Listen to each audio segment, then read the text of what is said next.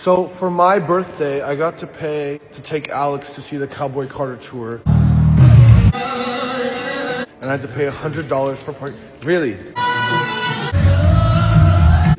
Whose birthday is it right now? It's yours and mine. It's my birthday, and who paid for the tickets? I paid for some tickets. No, you didn't. What did you pay for? I paid for Really? Did you pay for the tickets for the concert?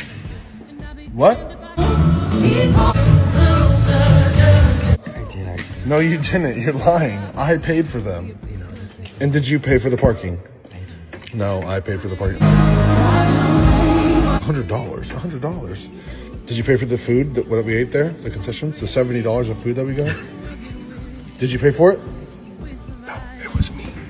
Happy birthday to me, I guess. Happy birthday to me. I got you a gift. What do you mean? He did give me a gift.